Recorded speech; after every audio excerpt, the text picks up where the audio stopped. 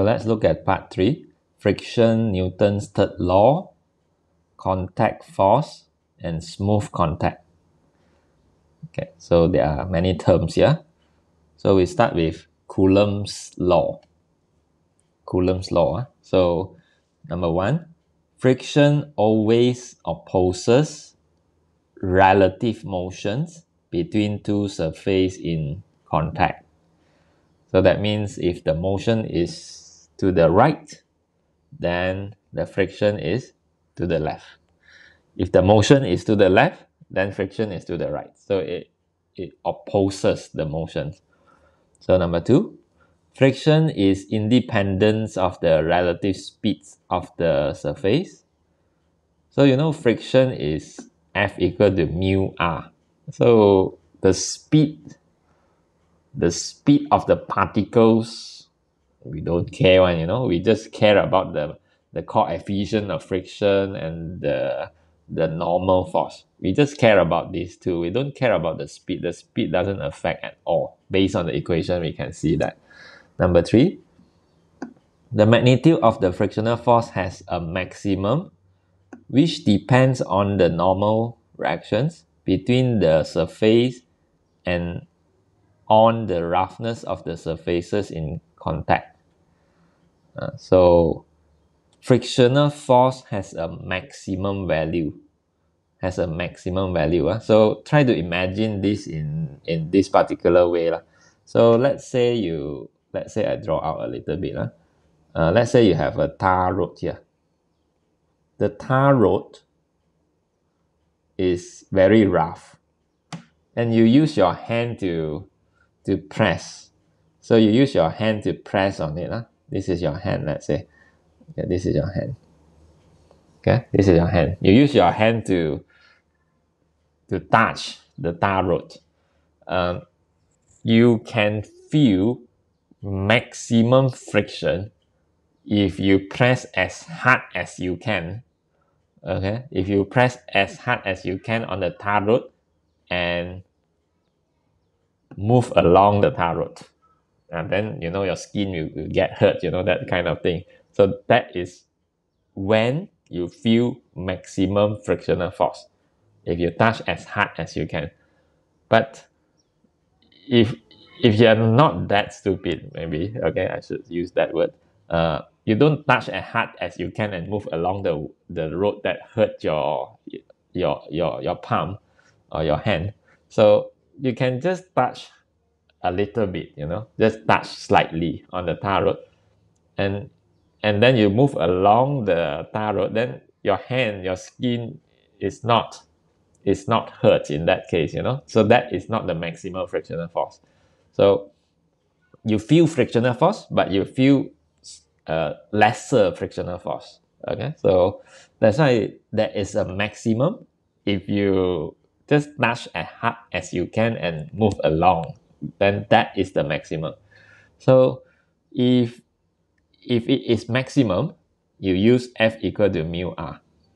But if it's not maximum, like what I said, you just touch a little bit. You don't want to hurt your hand so much. You touch a little bit and you move along the road, then you get smaller frictional force. So in that case, the frictional force is lesser than the maximum. This is maximum. Mu r is maximum. Lesser than the maximum is something like this. The frictional force is lesser than the maximum frictional force. So that is the case. Now let's see number 4. If there is no sliding between the surfaces, no sliding, F less than or equal to mu r. F less than or equal to mu r. This is somehow related to the past year questions that we did just now, where we said we have maximum force to pull up. Let's say, okay, maybe we just forget about that first. Okay, we just move on. We just move on. We make it simple like this. Okay, we make it simple like this. So maximum is mu r, and frictional force which is not maximum, then the frictional force is less than less than mu r. Okay, so we just put it in that way. The rest we don't care first. Okay, when we come to question, I will just explain further. Number 5, when sliding is just about to occur, friction is said to be limiting and F equal to mu r. So, for example, like the partial question that we did just now, we push the object up the incline. Okay, I draw out the question that we did just now. We push the object up the slope until the object is about to move upwards. So in that case, this is where we say sliding is about to occur. It's going to slide upwards. It's about to slide upwards. So in that case, the friction is said to be limiting and will have maximum value of F equal to mu r. Okay? F equal to mu r. F equal to mu r. So it will have maximum friction in this situation. When it is about to move up, then the friction that acts, which oppose the motion, right, will have maximum frictions. Okay, so just now we do something like this also. For the past year question, if you have a force that acts on the objects until, the force is so small, okay, the force is so small until the object is about to slide downwards. So in that case, we applied number 5. Where they say that when sliding is just about to occur, is about to slide downwards. And then friction is opposing the motion, and friction will have maximum friction of mu r. Okay, maximum friction of mu r. So we can see that friction is having or is taking the maximum value when sliding is about to occur. Okay, it's about to occur. But if sliding is not going to happen, okay, when sliding is not going to happen, then then the frictional force will be smaller. Will be smaller. Will be smaller. So what it mean by smaller? Let's say, for example, right, if I use back the same past paper just now to explain the situation, right? Just now we have P in between of, okay, I just write down in case you want to refer back to the question. 2012 October, November 43. Okay, so which is in my note, page 25. Okay, so just now we get 4.49 Newton and 0.578 Newton. Okay, so let's take a quick look again. 4.49 Newton is the maximum. And it makes the object about to slide up. So frictional force is downwards. 0.578 Newton is the minimum, which makes the object going to slide down. And based on number 5, right, when it's going to slide, then the frictional force is maximum, mu r again. So we can just apply other value in between as well. So let's say, for example, if you apply 1 Newton, of course, in that case, we know that the object is not going to move. You know, you want to make it about to slide up, you need 4.49. You want to make it about to slide down, you need to lower down your force to 0.578. So when you are using value in between like 1 Newton, right? So the object is not going up and not going down. It just remains stationary there. That is also an equilibrium. So in that situation, right, we call it no sliding. No sliding. And the the frictional force, you can't take mu r anymore, you know. So imagine the frictional force, you can't take mu r anymore. You have to take values smaller than mu r. Okay, so let's say your P is 1 Newton. 1 Newton. Okay, your, let's say your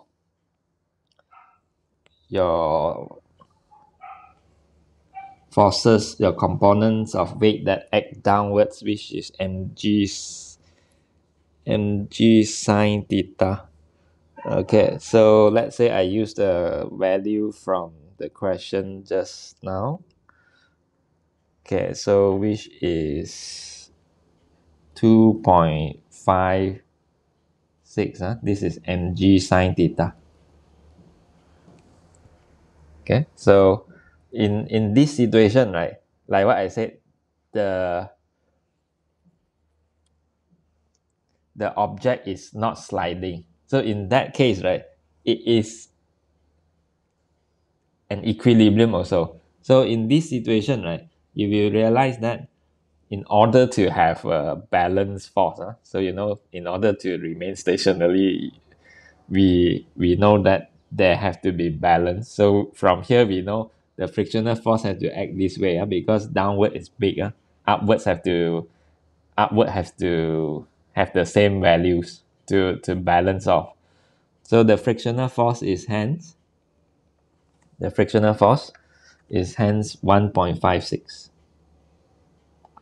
1.56. This is not maximum, you know. This is not maximum. Okay, this is not maximum. You can always refer back to this question to understand, because just now, right, when we count maximum, right, what we get is 1.9. Okay, I write down. What we get when we do this partial question is 1.958.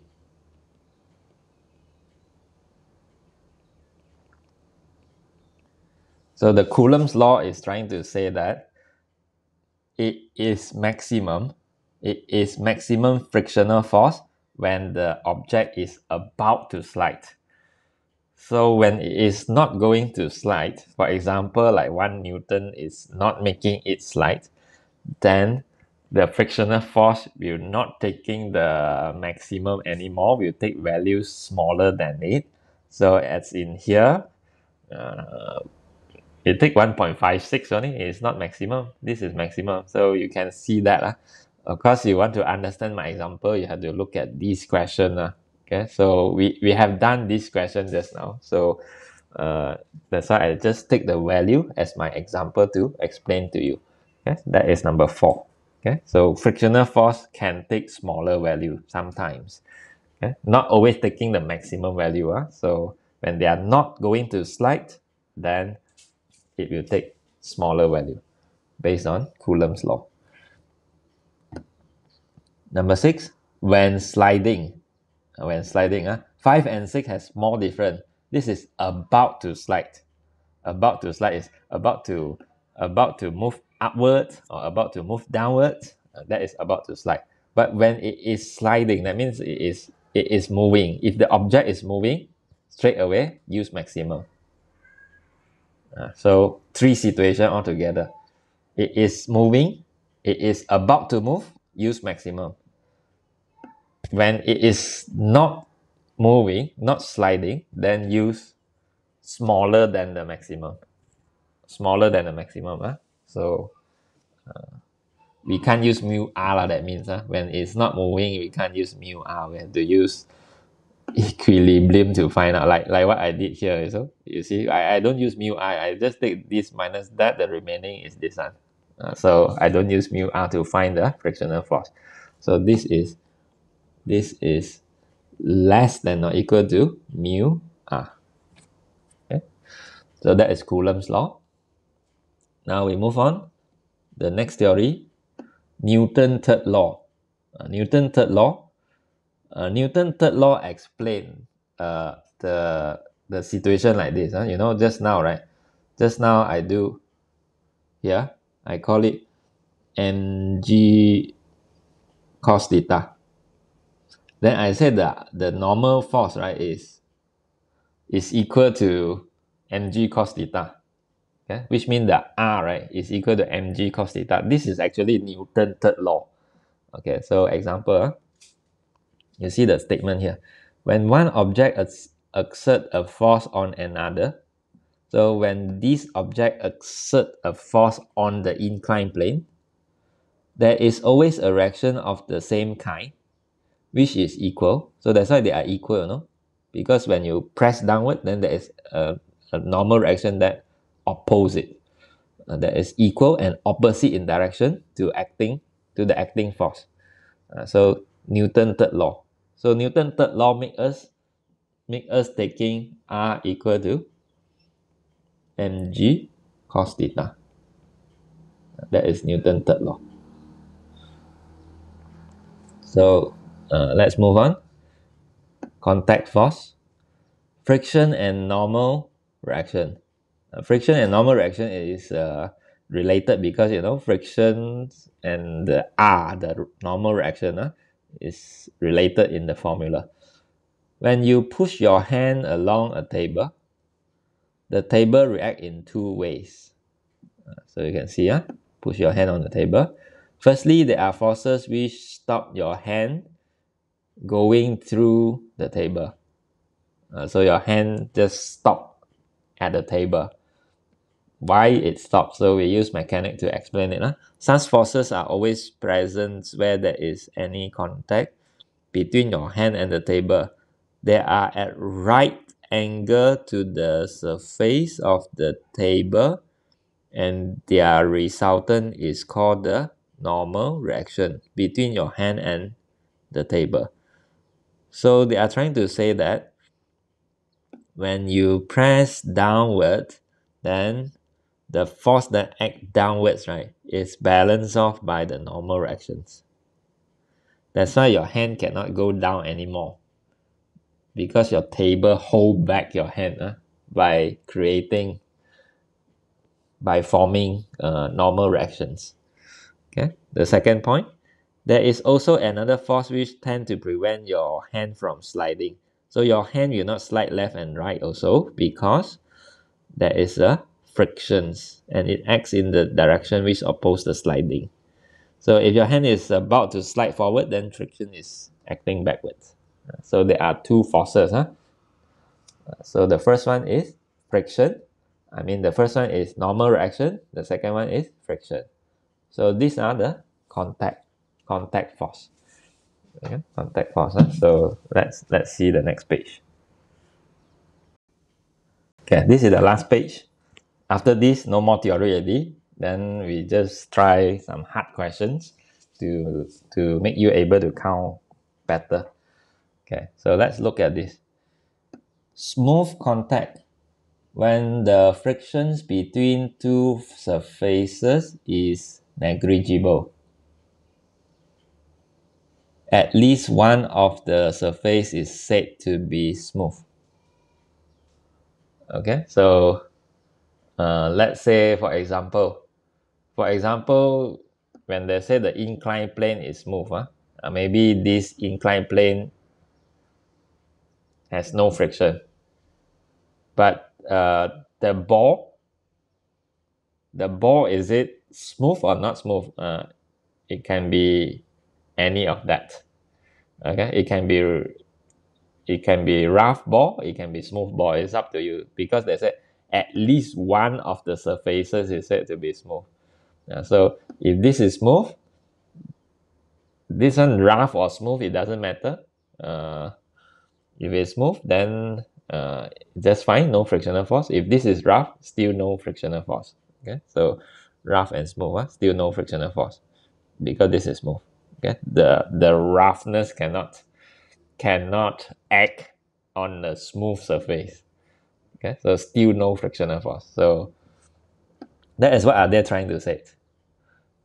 So no frictional force when one of the surface is smooth, or both of the surfaces are smooth, and then no frictional force. So when the contact between two surfaces is smooth, the only forces between them are normal reactions, which act at right angle to any possible sliding. So which means normal reaction is this way, no? Normal reaction. So you have to use mg cos theta. Mg cos theta to work it out. So normal forces. Okay. So just now the contact force, there are two types, right? So one is the normal force, another one is the friction. Friction is not there already. So the only contact force that act is the reactions.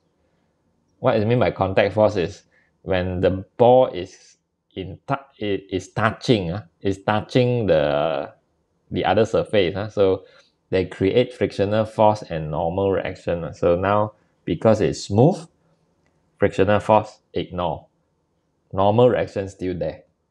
Okay, so how about weight? Weight, no matter touching or not touching, weight is there. So weight is not contact force. Okay, because it is not affected by whether you are touching it or not touching it. So the weight is there, no matter it's touching or not. Now, number 5, applications of the concepts above in equilibrium. Forces required to keep a particle in equilibrium on a rough plane. So when I say rough plane, right, so that means you cannot ignore frictional force. So maximum value. This one is the questions that we did just now. So if you have maximum value of P, maximum value of P, that means you push the object until it is about to move up. Then the frictional force you can use mu r already, like the Coulomb's law just now. Does frictional force act down the slope? Because when this is about to move up, the frictional force is down. So P equal to P is the force acting upwards, equal to F. F is the frictional force. F is the frictional force. Mg sine theta is the weight component. So the equilibrium is now P equal to F plus mg sine theta. That means forces act upwards of the slope is equal to forces act downwards of the slope. Okay, so now minimum P. Minimum P, this is the partial question just now also. If you have minimum P, right, so the object is like about to slide down already because this force is like not enough to hold it already. So it's about to slide. So when it's about to slide, then the frictional force is acting upwards. Frictional force is acting here. Oops. The frictional force is acting here. Weight component always act there, mg sine theta. Okay, now let's see. We can form equations. The particle is about to move down, but it's not moving down yet, so they are still equilibrium. So that's why F plus P, the forces acting upwards, equal to mg sine theta, which is the forces acting downwards. So they are equilibrium in this way. Okay, so and of course we have done this question. So I finished up the theory already. Mathematics, right? Theory not so important, man. The more important thing is you have to know how to do it. So let's see more questions. So Now, when you look at this question, right, two forces are given, 10 newtons and 10 newtons. So when two forces are given, so at the same time, they give you the resultant force also. The resultant force is 12 newton. So what to do is, you need to join up the two forces that are given, not joining up this way, So if you join up this way to get the resultant, and you use parallelogram law, which is like this. Parallelogram law, which is like this, like that, and then you form a parallelogram, and then the resultant is the diagonal from the same starting point as in the two forces. You see the first force start from here, the second force start from here, then the resultant will start from there also. Okay, we start from here as well, and it is the diagonal of the parallelogram. So this is parallelogram law, and many people don't know about parallelogram law. So at most of the time, we know triangle law. Okay, we apply triangle law. Okay, so you can use triangle law. Triangle law is like what I said. You join up the 10 newton. In order to join up, right? You see, in order to join up, we have to do like this. We draw 10 newton. Then this 10 newton, right? Okay, the other 10 newton, which is this one, you transfer it to the end of the first arrow. So you transfer it here, and you continue with this direction. So you continue with that direction. 10 newton. Okay. So how about your theta? Your theta will be like this. Your theta is here actually. So as you can see, same size. Okay, same size. So your 10 newton is there. So let's come back to triangle law again. So according to triangle law, what they say is, if you join up the two forces that are given, the resultant force will be the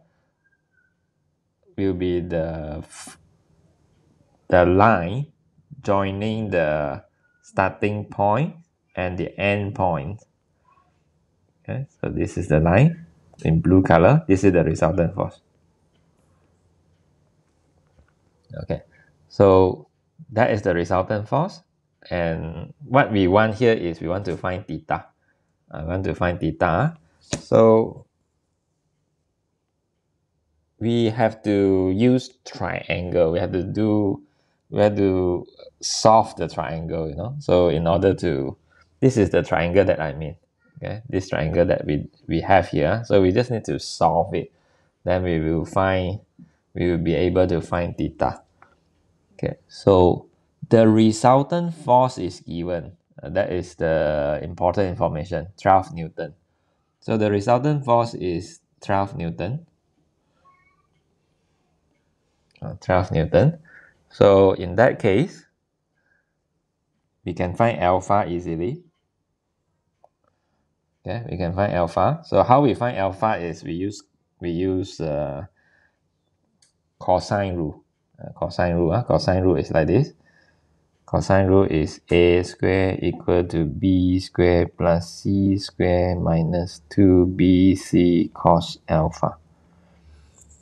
Cos alpha.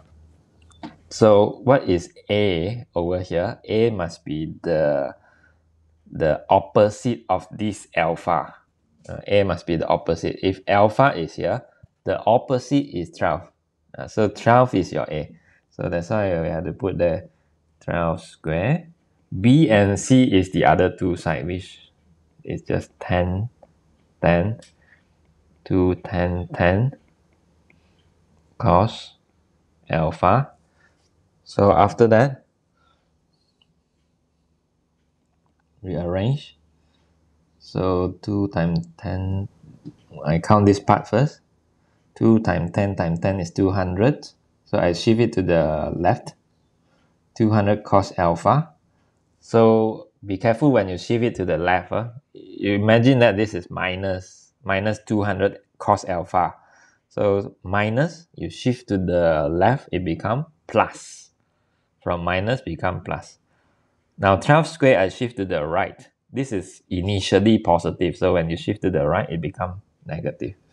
So I have 10 square is 100, 10 square again 100, 12 square is 144. Okay, then I will get cos alpha. So cos alpha is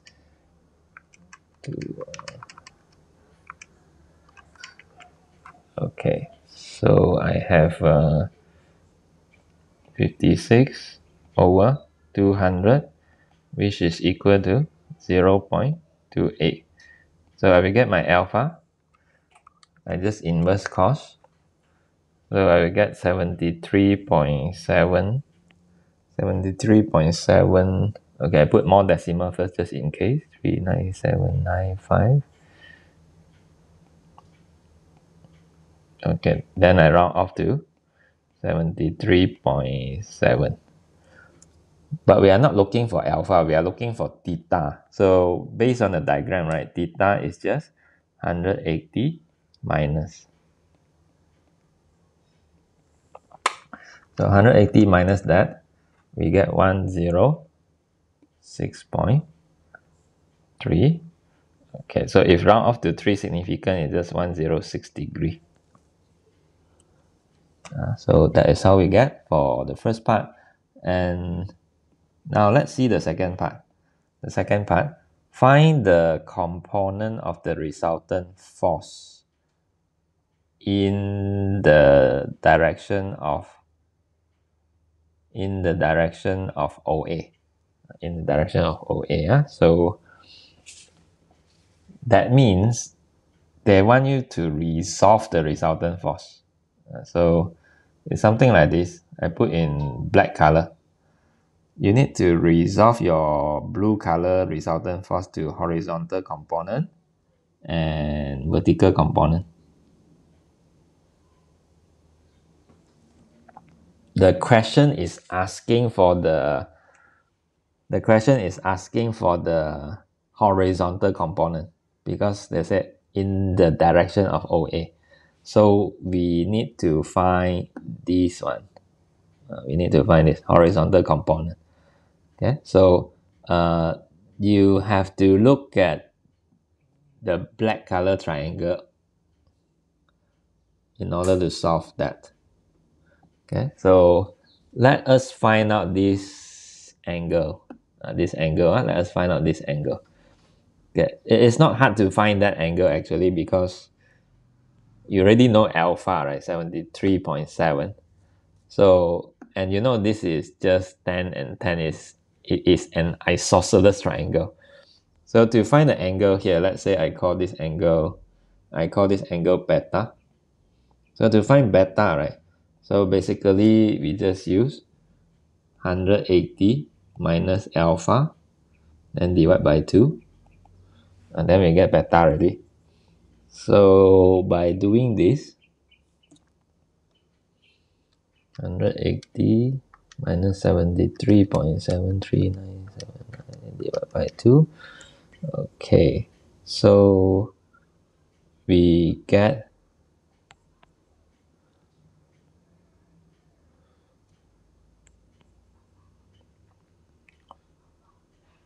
53.13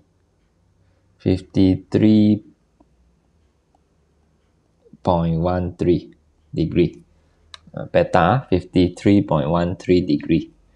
Okay, so when you get 53.13 degree, then after that we can just find the horizontal component easily. So which is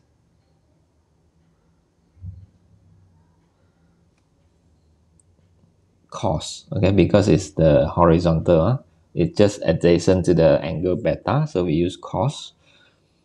So the horizontal component, I just call it F horizontal, is equal to 12 cos 53.13 degree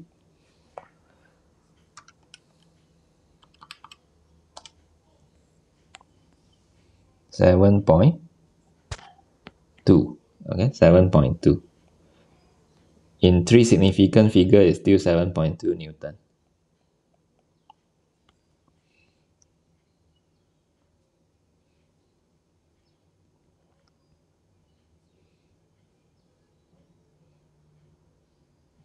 Okay, so yeah, that is how we find out the angle. Settle already this one. Okay, so we look at this page 15. I will spend the remaining time to discuss the whole question here. So let's see. A small block of weight 18 Newton is held at rest on a smooth plane inclined at 30 degree. So you can see 30 degree to the horizontal by a force of magnitude P Newton. Okay, P Newton, you see P Newton act in two ways. The value of P when the force is parallel to the plane, as in figure 1. Okay, as in figure 1. So it's equilibrium concept actually. Equilibrium, because the small bulk is held at rest. It is equilibrium. At rest means equilibrium. So in order to do this, first of all, we have to resolve the weight. The weight act downwards. So the weight act downwards like this. Okay, so after that, when you do, let's say this is mg. So when you resolve, this is mg sine theta. Theta is there, 30 degree. Mg sine 30 degree. So mg sine 30 degree is half mg. Half mg, yeah. So it's half mg. So the mg is given as 18 Newton, as you can see in the questions. So equal to half times 18 equal to 9 Newton. So that is the mg sine theta. So we get 9 Newton. Okay. Now, since the block is at equilibrium, so I have to say that the forces is in equilibrium. The force P that push it up is balanced by the 9 Newton that act downward. So because of that, P equal to 9 Newton. 9 Newton. Okay, so this is the first part, is equilibrium. Now the second part is where the P act in horizontal. So when the P act in horizontal,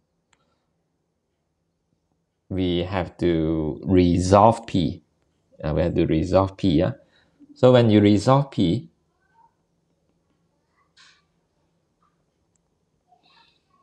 we resolve it in this way. So let's say this is the 30 degree just now, 30 degree. When you resolve P, right, what component are we going to take? So always remember the component that we normally take for inclined plane is, one is perpendicular to the plane, another one is along the plane. So we resolve it in this way.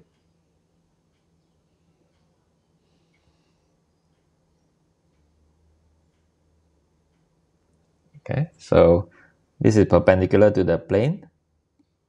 This one perpendicular to the plane, and this is along the plane. Okay, so this is the P Newton. So we consider this triangle then.